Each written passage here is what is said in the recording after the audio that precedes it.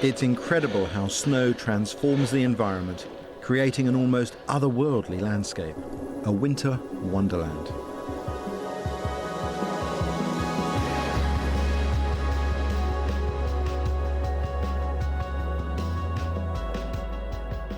This is Arctic Sweden.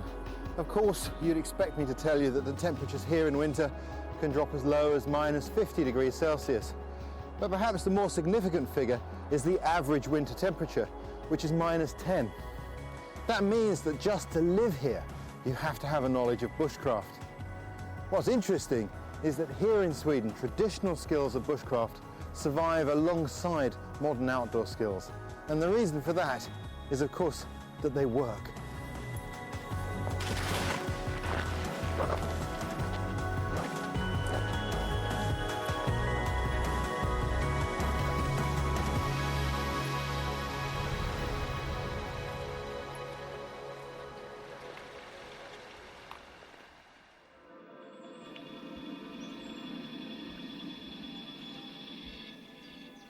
Of course, Sweden isn't always covered in snow. I start my journey in the late autumn, before the lakes are frozen over.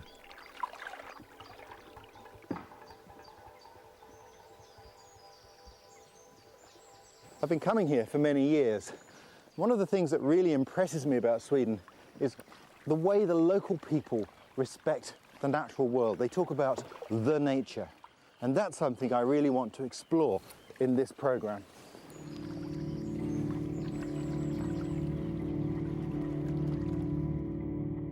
Sweden is a long, thin country, which at its most northern point is 240 kilometres inside the Arctic Circle. But I'm starting in the south near Karlsborg, an area that I love visiting.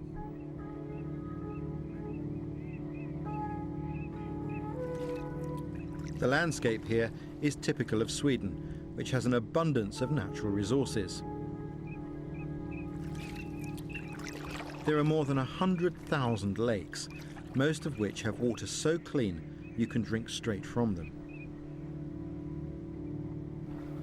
I'm really looking forward to spending a couple of days in this area, exploring what the forests have to offer at this time of year.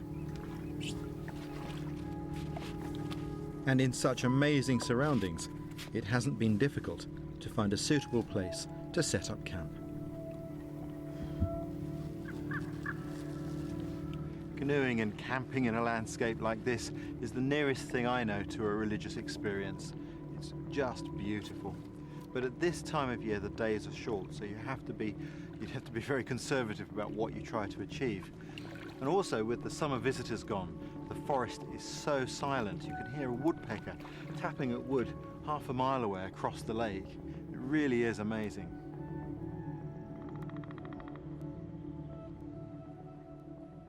Even though it's quite late in the year, there are still a few wild foods to be found. This grows in Scotland as well. I'm going to take some of the leaves to show you. In English we call that the cowberry, but here in Sweden they call it lingon. These are a very important wild food here in Sweden, and they once were in other parts of Europe too. And the reason for that is that they're a natural preservative. If you put these berries in water, you can store them in that way all through the winter.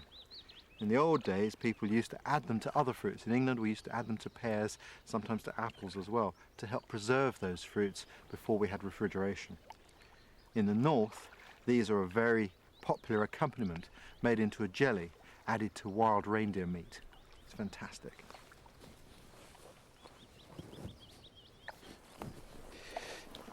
It's very unusual now to see any fungi because there's been quite heavy rain, and rain virtually dissolves the mushrooms. But this one here, this is a type of hedgehog fungus, one of the sarcodons. If I turn it over, you can see there, it almost looks like deer's hair underneath, the little spines that it has. And that's also good eating. Isn't that beautiful? It does look just like deer's fur. I'm being joined by an old friend for the evening, Lars Felt, the father of survival training in Sweden. Hey Lars. Hi Ray. How are you? Find a place. Yeah, perfect. Good. There are a few rocks here, Lars. Be careful. Okay. I've known him for more than 20 years, and we've spent many memorable trips together in the wilderness. Good to see you. See you again. Excellent. Yeah. Would you like some coffee? Oh, please. In Britain, in spite of the recent Right to Roam Act, there are still many places we're not allowed to go. But here in Sweden, there is an ancient right called allemansrätten, which allows almost unlimited access. Like many Swedes, Lars spends much of his free time in the countryside, taking advantage of their relaxed laws. People here, they can stay in the land and they can walk through the land and they don't have permission. There are some rules in national park and things like that, but normally you can go and stay one night with your tent, even in private land. What about lighting fires? It's some regulation in summer when it's very hot, but most of the year you can make fire. There isn't a mess. People don't leave tin cans and beer cans in the fireplace. Why is that, do you think? I think it's an old tradition in Sweden that it's not only right, it's also respect. I think most of the people learn that in school. And I think also the parents has responsibility. And my responsibility now is to take care of my grandchildren. You enjoy that? Oh yeah. And how old are your grandchildren? How old are your grandchildren now, Lars? 6 and 1.5. You told me just the other day that the young one, he's almost old enough to hold a canoe paddle. Oh yeah. The oldest, she has a little canoe paddle, and next summer he will have one. Fantastic. What have you got there? This is a char, the salmon fish from the lake here. It's for you, if you show me the Indian way to cook it. That has got to be the cheekiest way I've ever heard of getting your dinner cooked for you. All right, you're on. Thank you. Fabulous. Look at that. Oh, that's beautiful. Yeah. That is something else, isn't it? Okay. Oh, we better put a bit more wood on the fire, I think. Okay.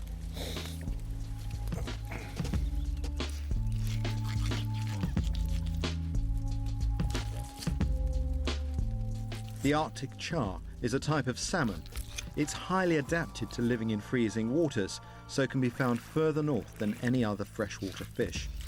I've cooked it many times in many different ways, but one of my favourite ways is a method I learned from the indigenous people of Alaska. Lars is keen to see this unique way to remove all of the bones. I take my thumb and I go down to the spine, and what I want to do is I want to now ease the ribs out of the flesh with my thumb. Oh yeah.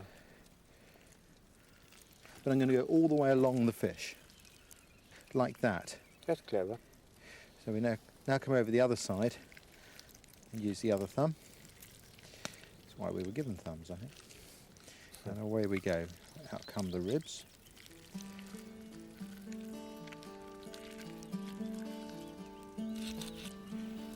So there are all the bones. Yeah.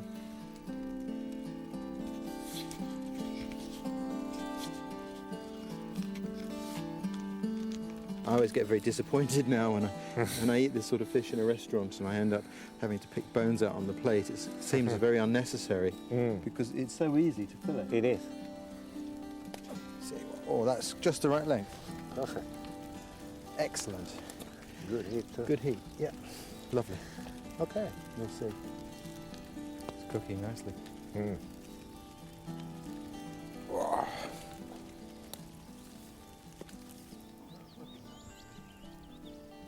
Well, here's the moment of truth.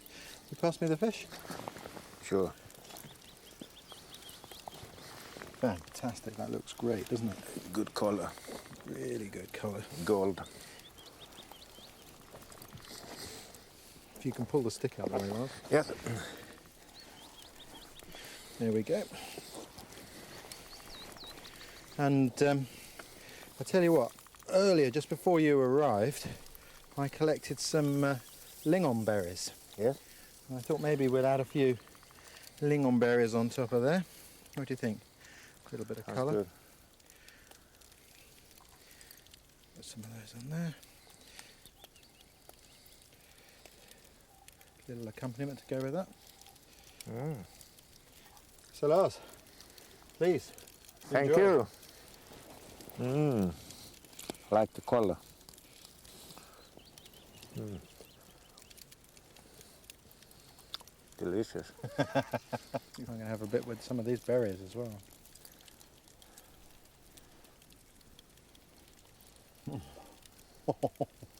That's great. Taste of the season. Perfect. I don't know, but those berries are almost like having a glass of red wine with the fish. Fantastic. Now we only need a drum of whiskey. Yeah. Well, unfortunately, I didn't bring any with me. Bad preparation, I'm afraid.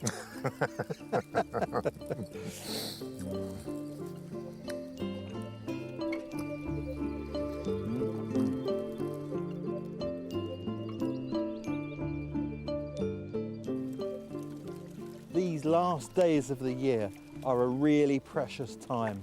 You know, it's 5 o'clock and the sun has already gone down. By the end of next month, this water will have begun to freeze over, and then the canoes have to be locked up for the winter, which is a miserable experience. Now, it's a magic time. There's vibrant colours to be drunk in, and all of a sudden our campfire seems to leap up and say, hey, I'm important again. It's a great time to be out, especially with old friends.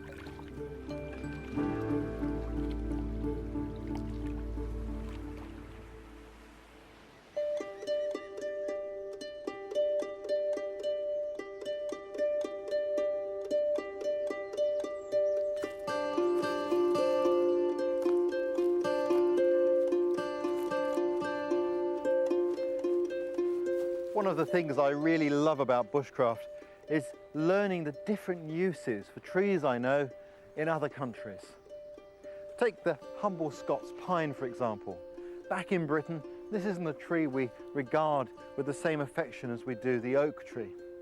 But here in Sweden, this is one of the most common trees, and they have an incredible array of uses for this truly remarkable tree.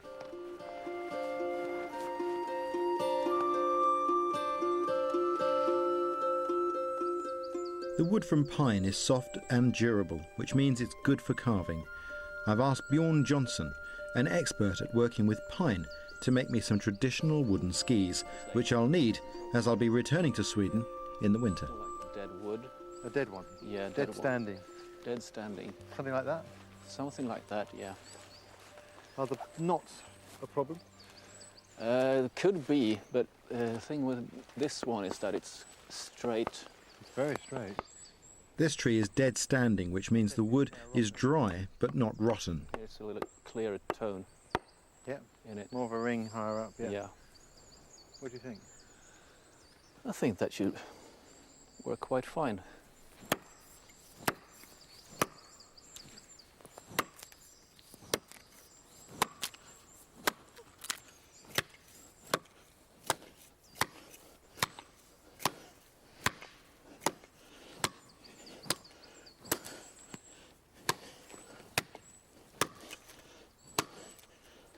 Maybe that's enough.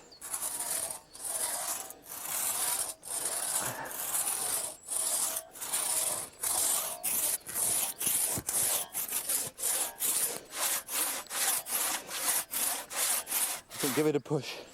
There she goes. Timber. Yeah. You can see when you fell a tree, you cut in that notch to begin with, which gives the tree the ability to start to tilt when the time comes, and you saw in above the apex of the V. The reason for this is as the tree tilts, it pushes against there, stops it jumping up backwards, and it falls in the right direction. Effectively, this becomes a hinge, and it falls 90 degrees to that, straight as it has.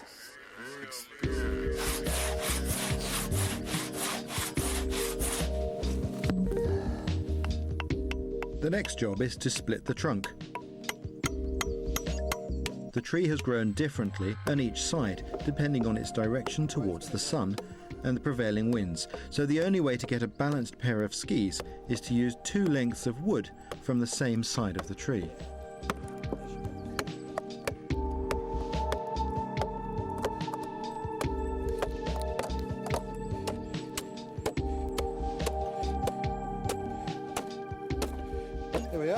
told it would work.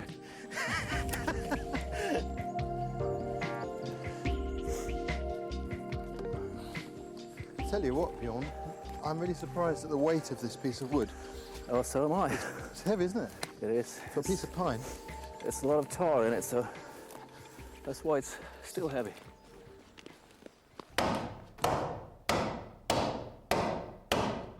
Once the wood is suitably dry and has been sawn into planks, Bjorn can start work on the skis. He is using a traditional axe to hew the shape out, which takes great skill.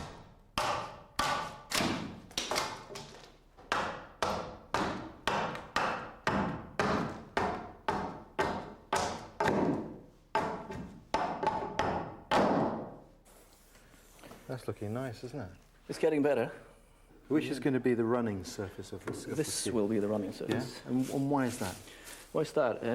You got the fibers running straight across, straight through the ski, Yeah. like this, and it makes it stronger. So you choose the side where these are most perpendicular to the surface. Exactly. Right, okay. When you run on these skis later on, all the soft wood in between, the white wood in between here is going to wear out a little bit. Yep. And we're going to make... So the ski becomes like, the rings become like lots of little skates. Yeah. Yep. Exactly. Having learned to make skis out of wood, Bjorn now teaches the method to others. It really impresses me how traditional skills like this are kept alive in Sweden. In today's age, when we have all the modern materials to make skis, why make them of wood? That's a good question, really, but getting to know how to do it was for me a big challenge, really.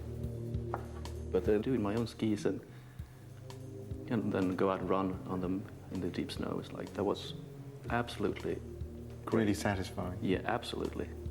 Instead of going and buy something, you don't know how it's been manufactured or what kind of waste there is from the things they use to making the ski in the plastic or toxic waste or whatever. Yeah. The skis are born of nature in that we're using a living tree, as it were. When you're finished with them, they return to it. Exactly. After hours spent carving the skis, they're ready to be bent into shape. Steam is used to soften the wood and make it pliable. Yeah, we could try that. These cross-country skis are traditional in this part of the world. They have a large curve at the front, making it easier to travel through deep snow. They'll be left in the rack overnight so that they can set into the characteristic shape.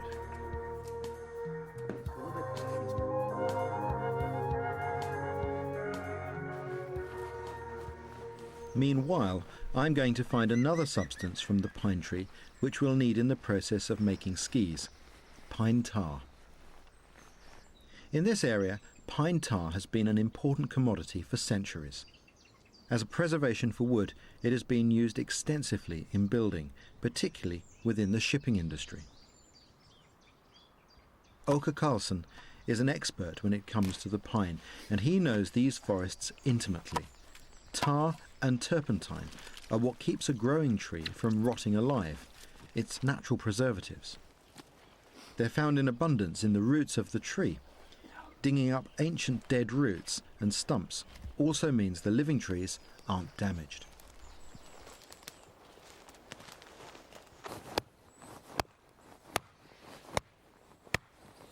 This is the pine that Åke dug up from the bog. It's absolutely suffused with turpentine. You can really smell it. It's much stronger than ordinary wood from the forest here.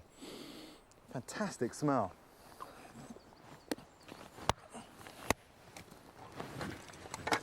Here we go, Åke. Shall I put it in here? Ja, lägg in det där Ja. så fyller vi på den där biten.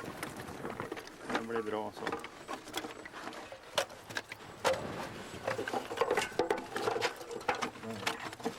So what's going to happen is when we've got this full of the wood, we're going to put a lid on top and seal it around the edge so that it's airtight on top here. Then we light a fire around it. When the wood inside gets to 430 degrees Celsius, it starts to produce tar. that drops under the action of gravity and will drop out of the bottom. In the old days, they'd dig a hole in the ground and put another container underneath it. But today, so that people can see what happens, there's a tube running out the bottom, and that's where the tar's going to come out. Okay, how long have you been doing this? Ja, jag har väl sysslat med det här i 10-15, ja, det är nog 15 år. I've been making tar in this way for about 15 years, but when I was younger, I used to help make it commercially in the forest. Förr i världen då gjorde man ju kärdalar. We dig 50-meter-long trenches and produce around 5,000 litres of tar at a time. Nej, jag jobbar ju inte. These days, I travel around demonstrating this traditional skill to the public and in schools. Vi åker ju runt till skolor och...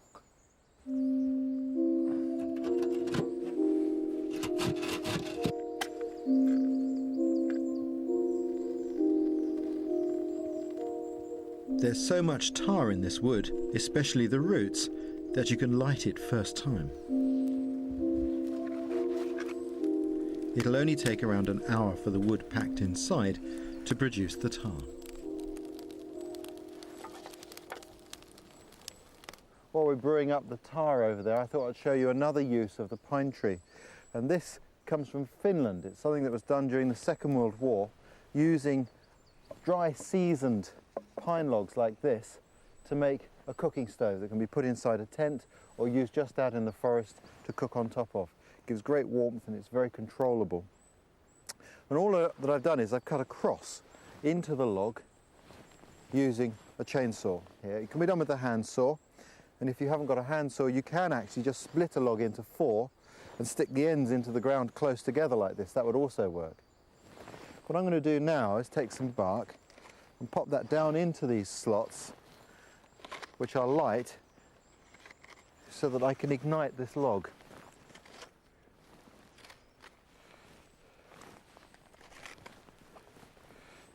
Also put a few small twigs in, dry twigs, to help make the thing catch fire.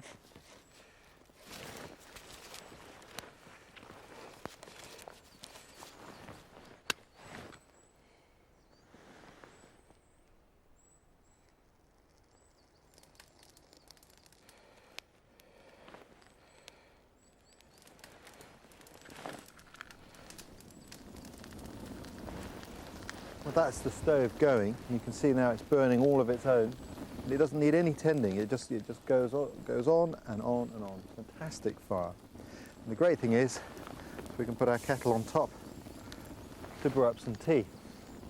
One of the other advantages of this is that if you put it on snow, because the base isn't hot, it doesn't sink into the snow, which is absolutely ideal here in winter.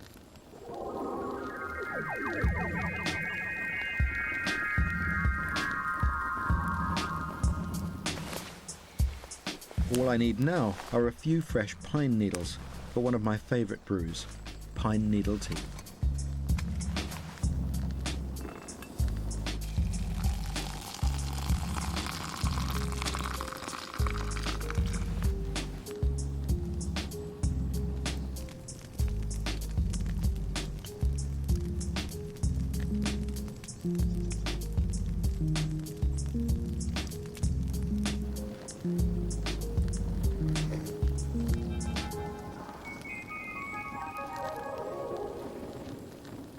How have we done then, Orca? Det har blivit cirka 5 liter. 4 or 5 litres? 5 liter. 5 litres? Ja. That's fantastic. Look at that. That's amazing. This is often called Sweden's black gold. There was a time when the Royal Navy floated because of this material, and its ropes and its rigging didn't rot because they were treated with this sort of tar. This was a very important commercial product. It's too hot at the moment to open up this casing, but if we did, what we'd find inside there is this, charcoal. That's all that would be left of the wood that we put in earlier today. But even that doesn't go to waste. Bjorn, the tar. Oh, This is the tar we made from the pine. I think that's really first-class thick Yeah, stuff. this is really thick. Yeah. Well, you said you wanted tar. We'll supply you with nothing but the best.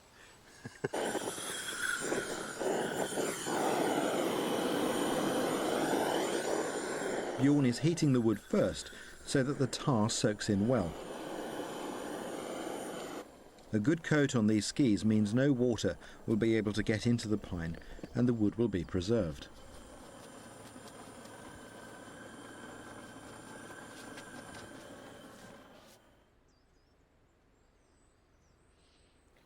Well, Bjorn, that's fantastic.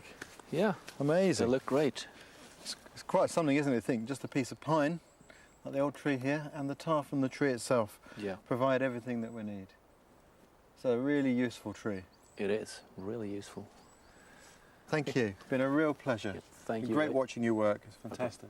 Enjoy and have a good run with them. I hope we do. Yeah. The skis will be vital in the north when I return in the winter.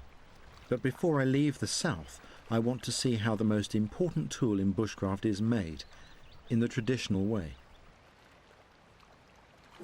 Hey, Julius. Hey. Nice to meet you. I brought you some charcoal from the forest. Is that going to be some use to you, do you think? Yeah, I think it will do the trick. Excellent. Yeah. Right then. Yeah. I'm looking forward to this. Yeah. So You want me to do a knife? A knife. Yeah. We'll fix that. We'll take the charcoal. Okay.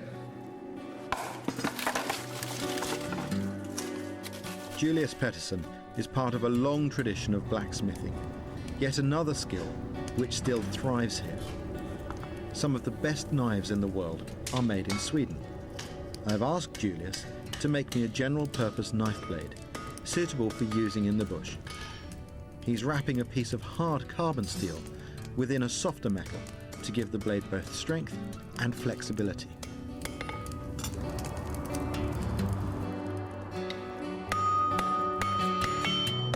Julius makes it look easy, but the knowledge and experience which is needed to do this takes many years to learn.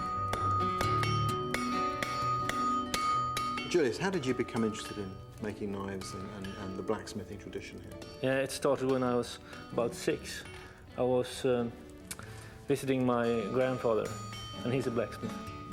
And when I was 6 years old, he made me a knife.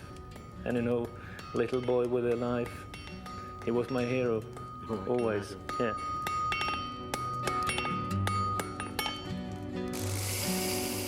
The edge of the knife is ground to the correct shape. And after various stages of reheating, the knife is hard enough for a final polish.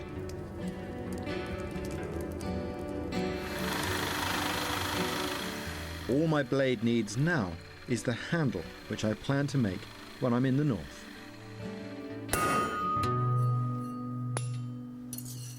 So, here's the knife. Well, Julius, that's fantastic. I'm really impressed. Beautiful. That's how the most important tool in bushcraft is manufactured. Yeah. Thank you. I think there's a tradition which we both share, both in England and in Sweden, and that is if someone gives you a knife, you must give them a silver coin, lest the blade cut a friendship. Yeah. Thank you very much. Thank Tack you. så mycket.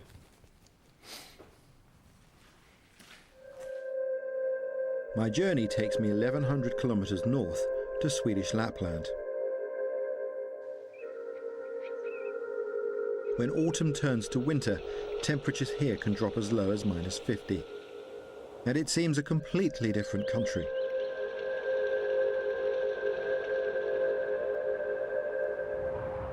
Most of the bird species escape to warmer climes, and to live here, you really have to be hardy.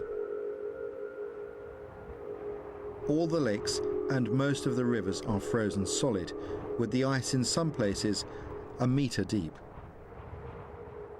What this does mean is that the wilderness becomes more easily accessible.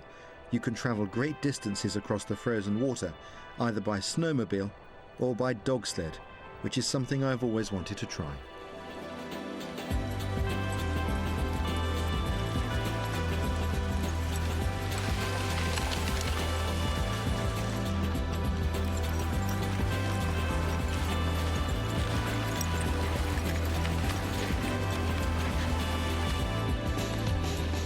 Staffan Haar owns 60 huskies, which he has trained to pull sleds. It's a traditional means of transport which has been used across the north for centuries. Throughout the winter, the dogs clock up an impressive mileage. We estimate every dog runs somewhere between 6,000 and 6,500 kilometers in the winter. That's incredible. Now, these dogs have a hard life, don't they? I mean, A hard life, but a very happy life. Yeah. This is what they're meant to be doing. It would be even harder on the dogs not taking them out running as we do. These dogs aren't like normal domestic dogs in Britain. They thrive in extreme temperatures. When they're out working, they need minus 20 degrees Celsius or colder to be able to give it all without running hot. So today, when it's minus 10, is quite warm for them, actually. Mind you, though, they don't lose body heat from lying still in the snow unless it's below 50. Then they have to, move around a little bit to maintain body heat. So this is no problem at all.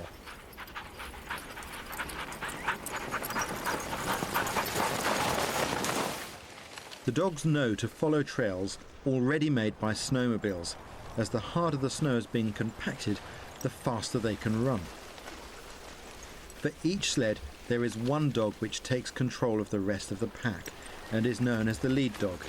Staffan doesn't use reins to steer the pack, but relies on his lead dog, the white one here on the right, to follow his commands. Höger, höger, höger, höger, höger.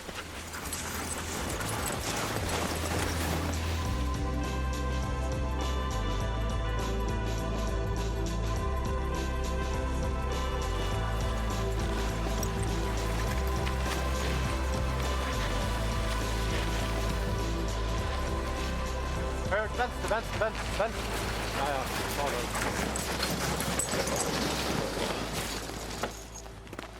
well, that was fantastic. We've come a long way today. It's over 50 kilometers and the dogs are tired now.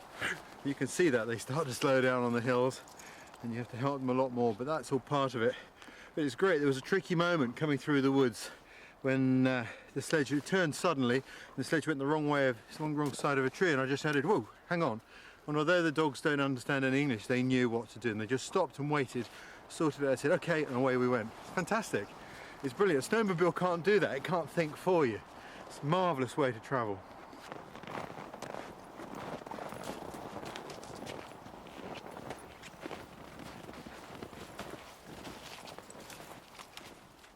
What a great way to start my time up here in the north. For the next few days I'll be staying in traditional log cabins like this and exploring the bushcraft of Swedish Lapland.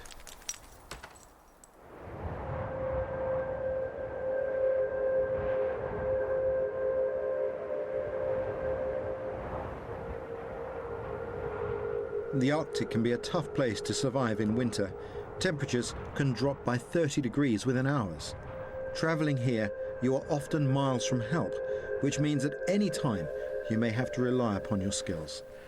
But with a little knowledge and the right equipment, there is food to be found. Under my feet is a fast-flowing river full of fish.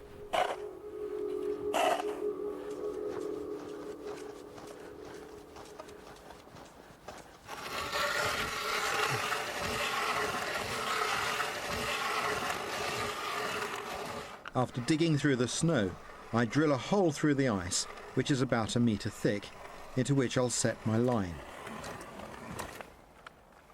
In all, I'm going to drill 5 holes to give me the best chance of catching something.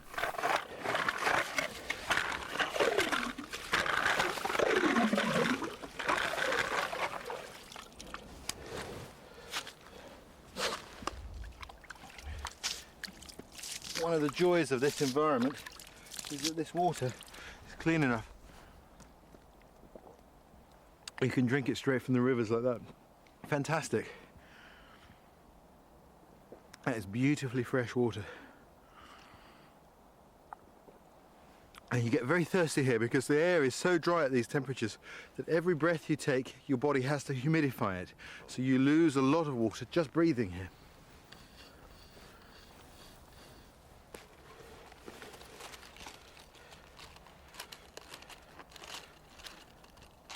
These are the hooks. I've got them here ready to go.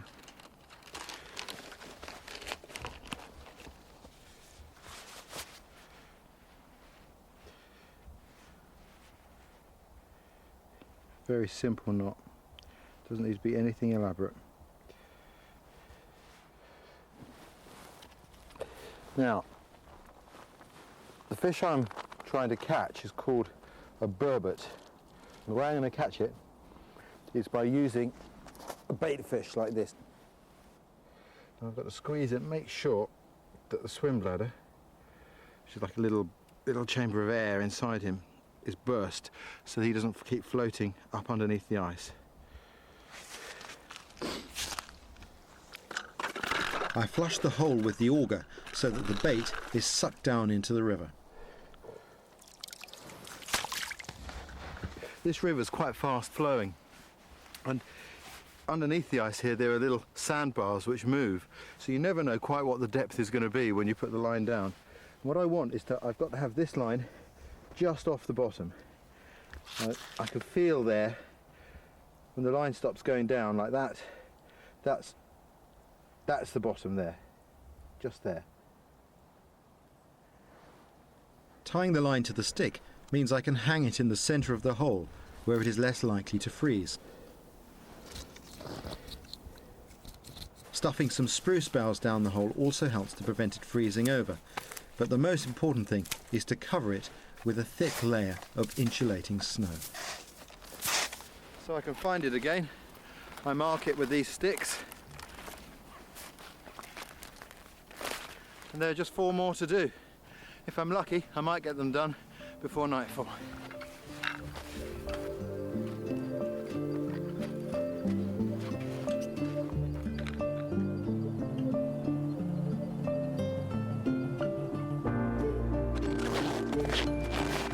It's best to leave the lines for at least one night. They say around here that a full moon helps to get the fish biting. I've learned to trust this sort of advice.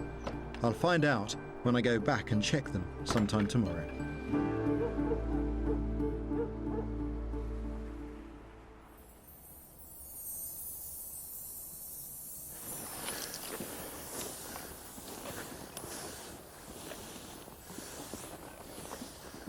In the winter, the forest is blanketed with snow and looks and sounds completely different. It's impossible to get around without skis.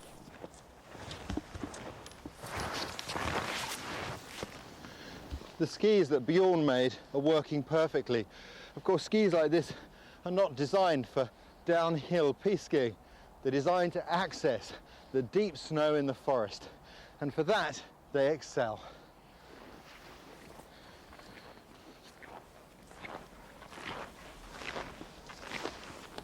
One of the things I really love to do is to get out into the forest, particularly on a day like this, and just have a look around, see what's moving, read the newspaper of the woods, the tracks written on the ground.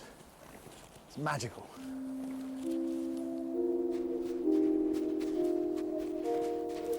Despite it being winter, there are still many animals around, though some are easier to spot than others. With the crew in tow, I'm not likely to see much today. But what I am interested in is the stories their tracks can tell.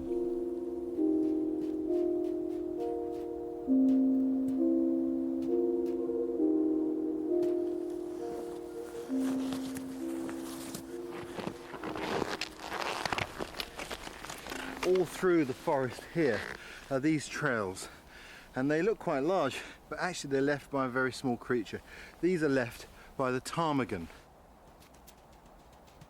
The ptarmigan is one of the birds that does stay here throughout the winter. They're very well adapted to living in the snow, even having feathers between their claws to act like snowshoes. What they're looking for, in fact I can see very clearly that they've already eaten them, are the buds that occur on the birch here. These little marks here are made by the wingtips as it's landed. You can see here where his feet have come in hard, and there's the impression of the bird's body. That's the actual landing site. And then that bird's walked along here, come up here, gone to the toilet, and then turned and taken off. This is the trail of a fox. From the crispness of the tracks that have been left here, I can see that it was last night. Probably wasn't any sooner than, more recent than that, but to test that, like if I push the base of the track, I can feel that the ground has frozen, and that means that the trail is old enough for the ground to have frozen after the fox passed. If it was fresh, it would still be soft. This is the tracks of reindeer. You can see here where they've come through, and this hollow that I'm standing in is where they've been digging down through the deep snow to try and get at the lichen that they eat for food. And this year they're having a bit of a problem because it's been quite a warm winter and there have been thaws that are frozen, so you've got ice underneath the snow on the moss itself. When they can't get at the lichen on the ground, they look for lichen on the trees, and you can see some of that just here. This is called old man's beard here, or it's an Alectoria lichen, and they'll eat that. And further up there I can see where the reindeer's gone, and there's lots of little pine needles brought down where they've been eating this off of the trees.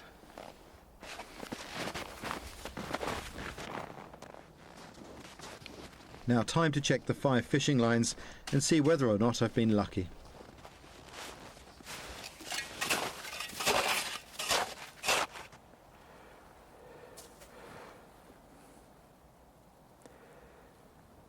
Nothing on that one. Oh, yes we have. There we go. That's a fish called a burbot, and very ugly looking fish, but fantastic eating. There we go. 1 down, 4 to go.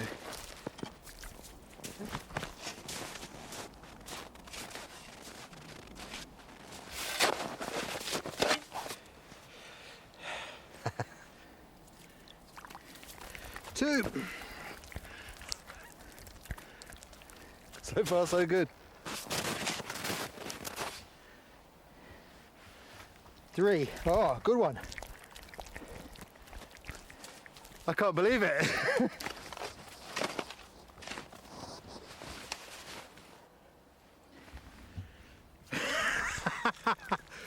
Hole number 4, 4 fish. My best day fishing ever.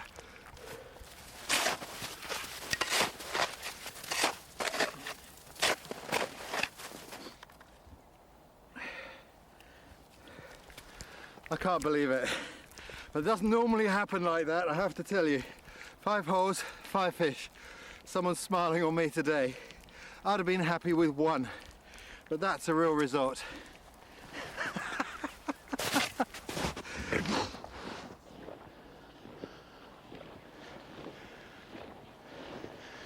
That'll keep the crew happy for a couple of days.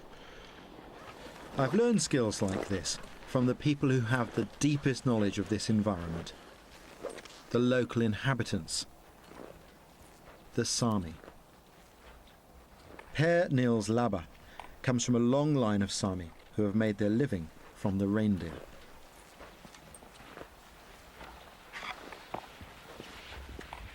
They say this is the toughest job in Sweden, and it's not hard to see why.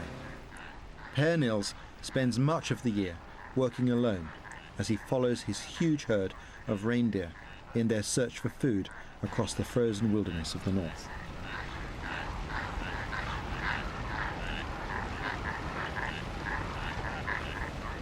It's my life, the reindeer. It's give me food and it's give me money, everything. Do you enjoy your life? Yes, it's a hard life, but it's a very nice life. You are free and you can do what you want to do. Of course, the one question I mustn't ask you is how many reindeer you have. Then I must ask you how much money you have in the bank.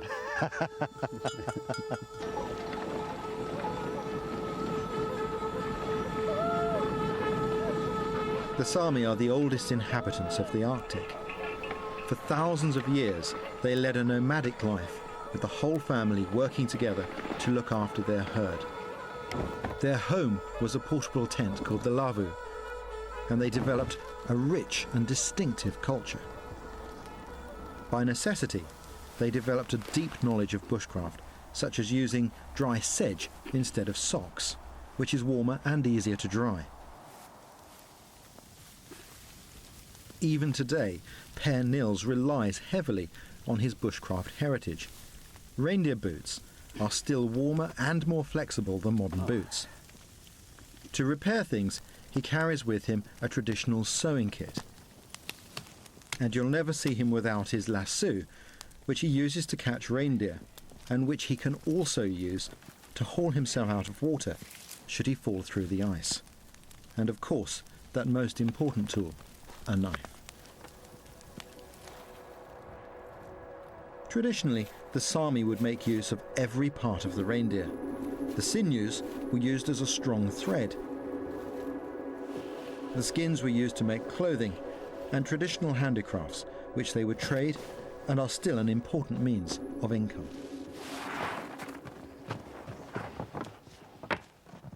Pernille's wife, Britt Marie, is an expert in skin tanning and still uses the traditional methods.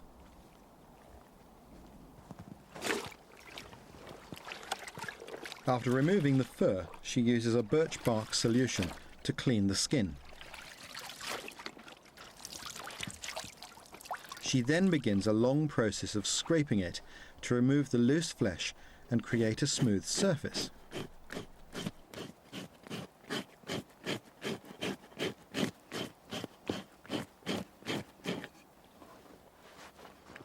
After further soaking, the skin is then left out to dry.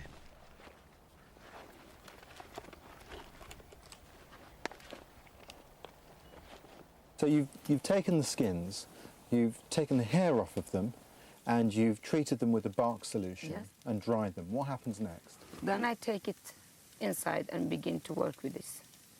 So then when we have taken the skin, then it's hard. Yes. That's beautiful colour. I mean, that's beautiful, Yes. but still very stiff. You wouldn't want to wear that. No, then we must begin to work with this. And this is all the young girls' first work, is to learn to make it soft. Soft and supple. Yeah. You wet it Yeah. with the coffee or with the bark. Yeah. So we've got some of the bark solution there. Yes. So then I only take. That's cool. That's cold. Yeah. It's cold. So I put the hand in the bark water, and then I only wet it like this. And then you begin to work with this. Just like that. Like this. And it takes a whole day.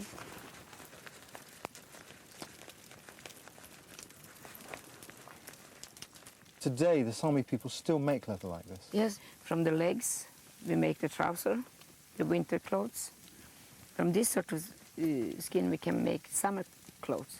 And that's because you prefer these materials to the modern ones. They work better. Yes, we don't buy that because we think they have burned it too much with the Chemicals. They put too many chemicals in the leather. Yeah, in the skin, and then it's be too soft, and then it's this is the best. I understand that.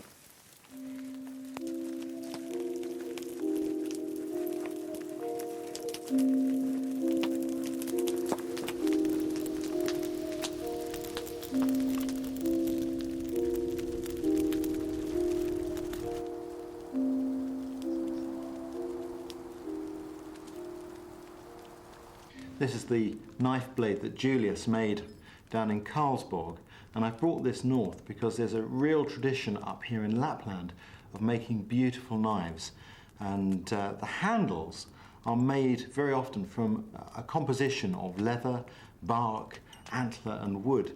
And the antler they use is reindeer antler. This is the antler from a reindeer that's a male reindeer that's 6 or 7 years old. And one of the things about this material is its solidness. The marrow in here is very fine, making this antler much stronger, say, than a red deer antler. Small discs are cut from the antler, and these, along with leather and wood, in this case a beautiful piece of patterned birch, will make up the handle. The pieces are slid onto the tang of the knife and glued into place. The final piece of antler is secured by riveting over the end of the tang. This holds all the discs in place and gives the handle its strength. Once the glue is dry, there is the laborious process of filing and sanding the handle into shape. This is a long job.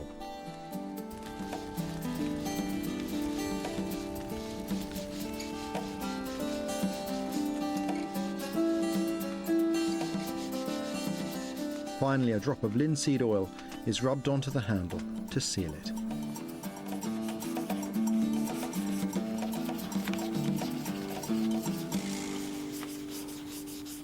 That's how the handle is finished. One of the traditions up here, though, is also to engrave beautiful patterns into the antler work. And the intricacy with which those patterns are carved is sometimes quite astonishing. It's a really specialised Sami craft. But I can show you how it's done. If I use this piece of antler here.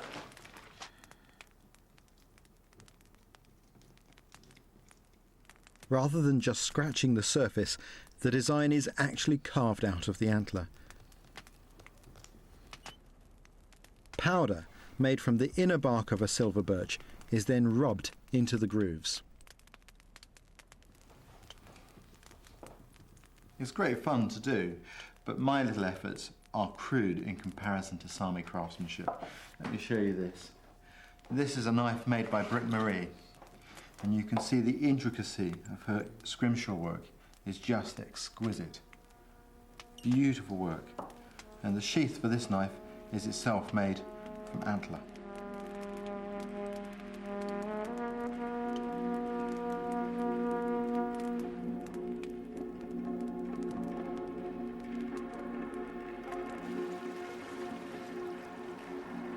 The Sami culture has evolved in concert with their extraordinary environment. Here in the Arctic Circle in the middle of summer, the sun never sets, and in the deep winter, it never rises. It's a uniquely beautiful place, but at the same time, uncompromising and harsh.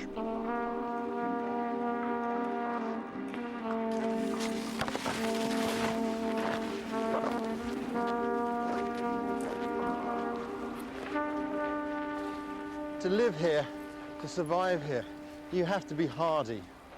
That's one of the things I really admire about the Sami, is that not only do they see beyond the hardships of the darkness in the darkest part of winter and the extreme cold, but they actually start to love this environment and celebrate its spiritual benefits.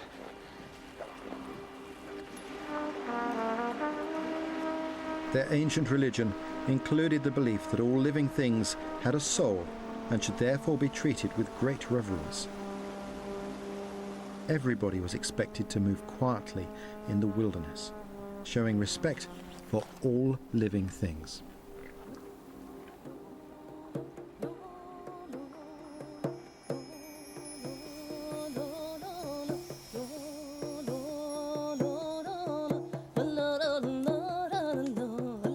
One way the Sami would express their respect and reverence for nature was in the yoik, the name given to a unique way of singing.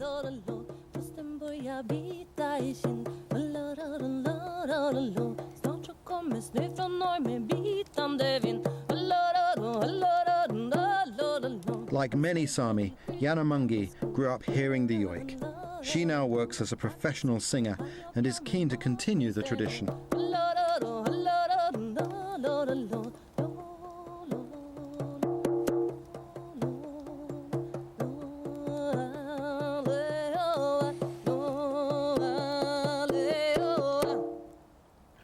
Fantastic. Thank you. So what does the word yoik actually mean? It's very difficult, but it's so easy and still it's difficult, because if you do like the wind yoik, I'm a little bit turn myself into the wind, and I mean like this. Ooh, ooh, ooh,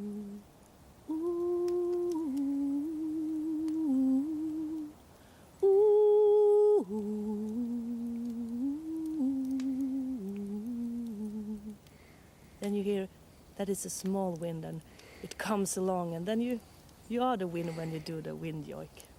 And some of the yoiks have words, but some don't have words, is that right? Yes. It's just an expression of a feeling. Yes, I could often say like this, it's some kind of the Sami blues. And I think that's everybody can relate You just put in some words if you want to put in it, just to express it a little bit more. Like the sun is shining, oh, la, la, la, la, la, la. The sun is so gorgeous, oh, la, la, la, la, la, la, yeah.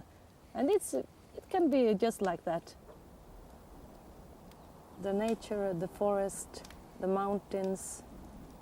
For us, it's not something that you long for or attached to. You're addicted to it. You need it in your life, and it's a part of our life. So it's very natural. You cannot think of a life without it. And you used to have a religion that reflected that, didn't you? Yes. On this drum you can see the winter man, the sun, the forest god, and the tree goddesses that are so important. When I first started to hear about the spirits of the forest, the one that really appealed to me was the wind god. Yeah. As this being that's supposed to stand with great paddles and swing around. And you know, when you're out in the forest and you feel that wind cutting towards you, you can really feel that there is a god out there spinning around with these paddles. It's one of my favorite goddess. It's the wind man. It's the wind god. His name is Bjegolmai. Does the drum have any magic properties? Magical, yes, that's it. It's with this drum, before in the old religion, you used it to talk with the gods. And you put the pointer on the drum, and with the hammer, you used to hammer to have the pointer to jump around. And where the pointer stops, you can read out from that a little bit what's going to happen. So maybe it was on Bjegolmai, it's going to be windy, or the Sunman, or, oh, look there, BBC is coming. No.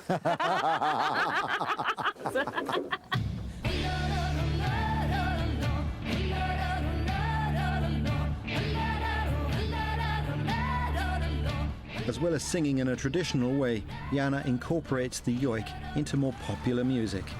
This is her way of keeping the Sami spirit alive and taking it into the future. This is the music, I pick it from the forest. I just go out here and sit and have my yoik and put it to my musicians, and they help me to put on music that feels good. And often it comes in a modern way, because I live in a modern world. I live in a modern house, and everything is modern. Except when I go out to my relatives, I see them, I'm a part of nature. I am nature. I like that idea. You come out into the forest and find your songs in the same way I find fungi to eat, or berries. Yeah, it is. I think that's very special.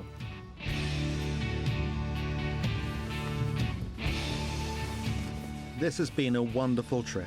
The Sami and the Swedish nation as a whole have made a huge impression on me.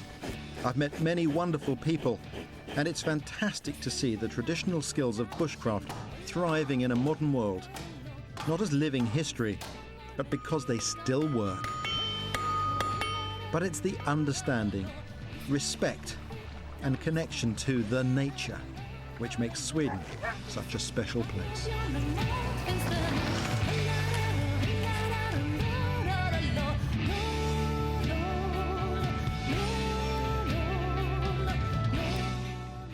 It's not leaves on the line or the wrong kind of snow. Indian train companies have to deal with annual torrential rains, and there's a huge eccentric workforce who do it. BBC4 follows their lives with Monsoon Railway, starting in a moment.